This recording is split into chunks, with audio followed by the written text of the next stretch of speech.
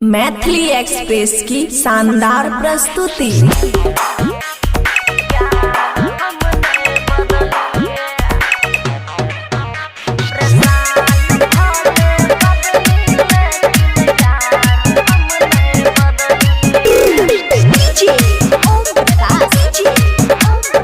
खुशी recording studio बलुआहा।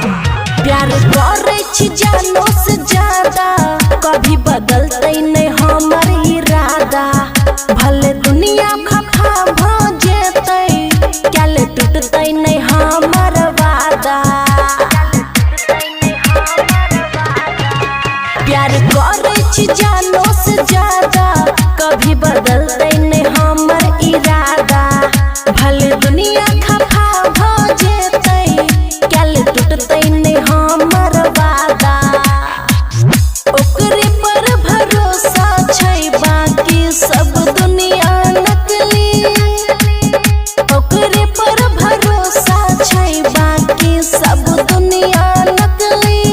और साल भले बदली, लेकिन यार हम नहीं बदली। और साल भले बदली, लेकिन यार हम नहीं बदली।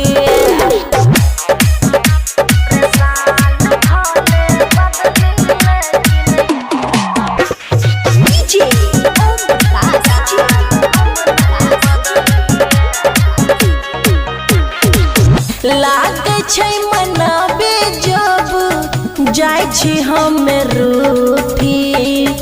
देलकै गिफ्ट हमरा सोना के अंगूठी। हाँ हाँ लागे छै मनाबे जब जाय छी हम रूठी।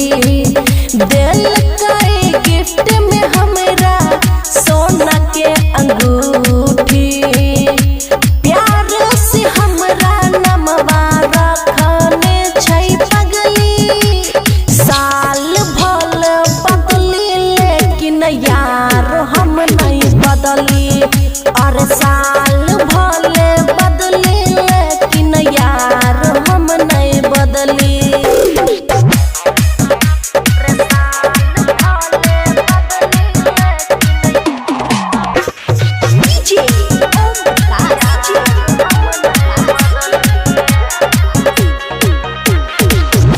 प्यार ते बहुते छै, जाने छै जमाना।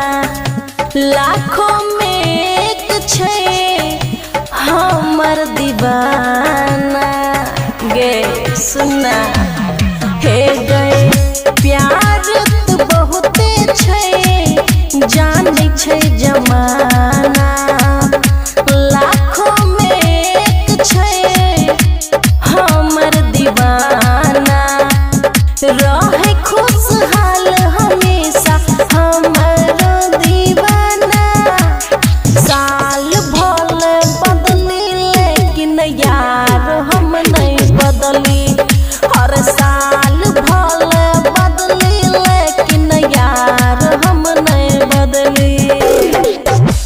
खुशी रिकॉर्डिंग स्टूडियो बलुआहा।